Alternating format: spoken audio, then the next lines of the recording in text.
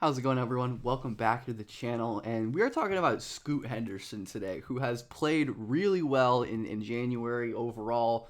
Scoring is up, much more efficient, but I just wanted to break down his play, see how much of this is legit, what's for real, how is he improving, and if you're into that kind of stuff, like, subscribe, comment. On our way to 10K. Appreciate you all. And for Scoot and for so many young guards, slowing down has just been the issue for him.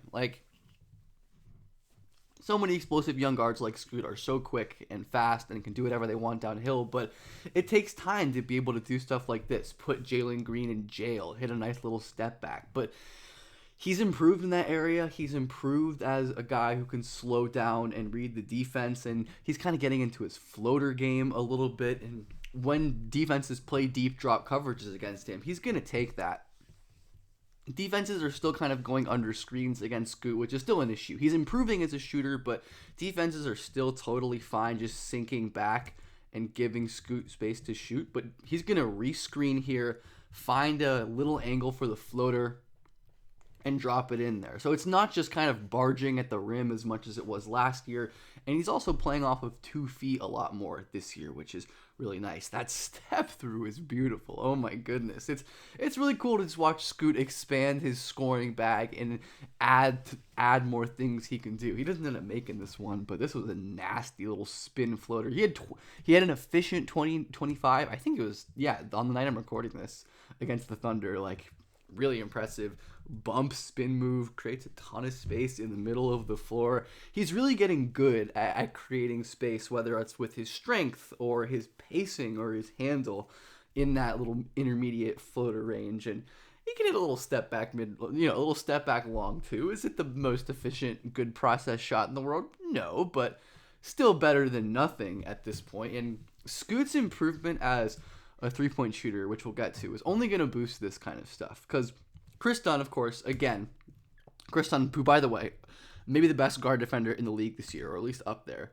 Chris Dunn going to go under the screen, give Scoot the room to shoot. But Scoot, again, wisely, he starts going this way, and he's going to re-screen back, wait for his spot. Really good at being patient, right? Waiting until he has the airspace he needs to rise up and finish, rather than just forcing stuff kind of as he had done in the past. And using a little deceleration here, which is not something Scoot did a lot last year, he's able to get a step, right? He has a clear window to the rim with T-Man on his hip. But Scoot can just decelerate, man flies by him, and he's able to finish. So the driving and the interior scoring and all that good stuff is getting better, but he still gets blocked quite a bit at the rim, and his scoring is far from perfect, even if it is very improved. Shout out NBA RAPM for this really cool data, but he's improved everywhere, right? Getting to the rim more and shooting better there. Taking fewer mid-ranges, but more efficient there. Was a great mid-range shooter at Ignite. The three-point shooting a lot better as well, but overall, when you look at the efficiency, it's still not great. And especially when we look at the blocked percentage, 15.6% of his shots at the rim block. That is not good. And he really will just kind of carelessly expose the ball at times, like hanging it out like a quarterback, like running with the ball just kind of away from his body in space, and it gets punched out. I think that kind of rushing. And he's not the most incredible vertical athlete in the world either, right? He's able to burn Jimmy Butler here. Great job using the crossover. Great first step. Gets space. But by the way, shout out Cleo Ware, who has been awesome. But Scoot ends up getting blocked on that play. So he's a much improved finisher, but still not a good one in totality. But definitely has been a lot better as of late. And I did not mean to show this clip twice in a row. But I don't know. We can watch it. Scoot certainly also just kind of has issues where he's going too fast. This is the stuff that we saw all the time as a rookie, though, right? He's off balance. He's not slowing down. He's just kind of running out of steam and ends up getting himself into a bad situation unforced. It wasn't even like Paolo was playing incredible defense or anything. Or same like this, right? Where Scoot comes off of the screen. Unlike we had seen him do in some of the past plays, he doesn't, take a minute, maybe put his defender in jail, wait for a roll to happen, but no, he just runs straight at Franz, puts up a really difficult shot that, he can make, but isn't able to do right there because of that rush. And I think Scoot's going to get a lot better at this once he adds strength, because he's trying his ass off to move Zach LaVine here, trying to create space with the bump, and just kind of gets in a position where he's stuck and ends up turning the ball over there, trying to make a play happen, but putting himself into a bad situation and kind of unforced. So Scoot definitely isn't perfect there, but his ability to get downhill, and even he's good using these little pitchback handoffs, get Chris Dunn off balance, and he's so fast that he can get downhill, and he's getting better at using his body and using his strength overall to draw fouls and to draw more of that contact he needs to get to the line. And some of these drives using his burst are crazy, where he crosses over on the closeout, the explosion out of this move, the change of direction and increase in speed there, hangs in the air. Some of the plays Scoot makes are just that is an unbelievable, explosive, coordinated, balanced athlete who can, scoop in shots off of one. The flashes are high level. That's always been the case for Scoot, but I think that's even more evident now when he's getting downhill easily and getting the shots at the rim that we kind of always suspected that he should be able to get, right?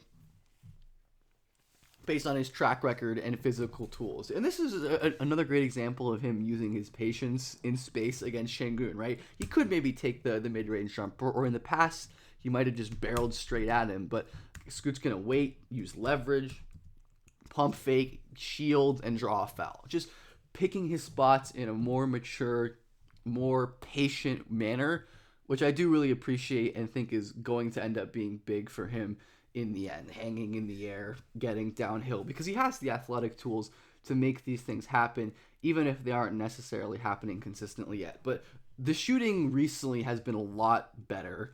I think the Portland is a terrible environment for young players to develop, and Scoot doesn't have good bigs really. Clean is a great screener, and you can see what kind of a difference that makes in opening up stuff for Scoot. But Ayton is one of the worst screeners you've ever seen. Robert Williams isn't the greatest screener in the world, but Scoot's confidence really impressive. He's taking step in 30-foot threes and hitting those. His percentages still aren't great, right? Up to 34% on even higher volume. His confidence is really what matters. And when defenses go under, he's been more willing to pull up from three and to hit these shots, and just to, not let them make his life hard, right? Because it's hard to play against under coverage all the time, but Scoot has to keep making these threes, or else defenses will keep doing it. And Scoot is being more confident shooting off of the catch. Great kind of quick setup in the corner there. Overall, just looks a lot more decisive, a lot more confident, a lot more comfortable stepping into shots, taking threes off of the catch, which is, of course, big for his off-ball game. As we saw, his driving off the ball is great because he's so fast and explosive, and he's willing to check the laces and hit shots like that in the corner. That kind of confidence is just really good to see, and it's nice to see after Scoot, who struggled for so much of the beginning of his career, is really beginning to find his stride as a shooter. And just willing to take shots like this, not super early in the clock, but gets the ball, he's wide open, he's feeling it. They're not great shots efficiency-wise, but the Blazers aren't winning anything, and I really don't mind Scoot getting these in-game reps, which I think overall in the end will be beneficial to him, and I think it's helping him be impactful too. Looking at the on-off numbers, Scoot's still definitely, a negative, but his on-off split is only barely negative this year as opposed to hugely negative last year, right? And his offensive on-off splits are actually good. The Blazers are better on offense with Scoot on the floor. Defense, of course, is another story, but we can see the Blazers get to the rim 6% more often when Scoot is on the floor. They assist at the rim more often. They just assist more often in general, which of course is just correlated with Scoot's tendencies overall, and the overall efficiency of the offense just gets a little better. And of course, lineup stats are fickle, but I do think Scoot's ability to get in the paint and pass, he's always been an awesome passer. I don't think he's an S-tier Trey Luka passer, but he's a guy who I think with his incredible advantage creation and driving has this really impressive feel to make reactive reads and to read the defense. He's not really like manipulating or doing crazy stuff, but ball on a string here. This skip pass to Jeremy Grant for the no dip three. He's getting a lot better at skipping out to teammates and making these reads. And again, we see the jail, and he's not perfect. A lot of his turnovers, I think, aren't very damning and accuracy based. But I once again want to present like DeAndre Ayton, not a great lob threat. I like the manipulation here, trying to freeze the help by looking at Jeremy Grant. And that's like, not the worst pass in the world. It probably should have been a little higher. I think accuracy has been the biggest issue with Scoot regarding his turnovers, where a lot of these plays, or I mean, there's definitely stuff like that where he just like tries to barge into a guy. But like a play like this where this is a good read. Kamara's cutting back door, and he just overshoots it by a little bit. But Scoot knows he had the read. Very similar situation right there. Scoot trying his left hand, but I tend to think these accuracy issues are more fixable because Scoot is making the reads, right? But maybe Scoot's best passing asset is his lob passing, especially with Robert Williams on the floor. He's so good at just tossing the ball up and trusting his bigs to go get it.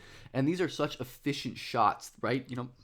Alley-oops are arguably the most efficient shot you can get in basketball, especially in the half court. And Scoot doing a good job setting the screen up. Dunn goes over this time, and you can see how deadly it is when defenses go over Scoot Henderson. Normally they duck under, right? And Dunn can just cut Scoot's drive off. But because Dunn goes over, Scoot gets ahead of steam. Zubac has to step up a little bit, which opens up the lob to DeAndre Ayton. So just that little difference, defenses respecting Scoot's jump shot more, does make a significant difference. But he's so good putting guys in jail, just tossing lobs up. He has a really nice feel for when to take the floater and when to lob it up. I really do think he's developing a nice sense for that. This is just an awesome play. Scoot running a pick and roll, getting the rebound, and tapping it to Ayton. Just making a big impact as a passer, as he has for pretty much his whole career. And he can do all the basic stuff too, right? The Clippers are going to switch this pick and roll on him, I believe, right? Or at least it looks like they're kind of showing two, right? And Dunn's going to recover back to Banton. But Scoot reads that immediately.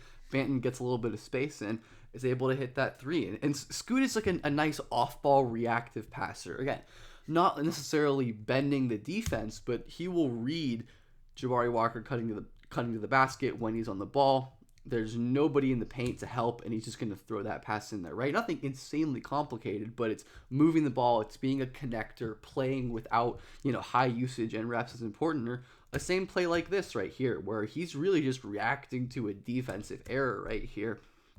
Nick Smith, I think it is, steps up when he sees Scoot kind of approaching the paint, which leaves his man wide open under the rim, right? Like that's a defensive mistake he's capitalizing rather than a play he's creating. But Scoot's progression, I think, is quite encouraging. Definitely need to see more consistency, especially with all these young players. And there's plenty of progress that needs to be made, but this is what we needed to see from Scoot this year. More competency as a driver in the intermediate area, slowing down, improving as a shooter. And the track record is good. I don't know how good Scoot's going to get, and I think maybe his ceiling is a little lower than we thought coming out, but still, if he can figure the shot out, he's so automatic getting downhill, impressive playmaker, and just has the offensive ceiling to be a high-level guard in this league. But let me know what you think about Scoot and about this video. Hope you're having a good day or night, and I hope you continue to.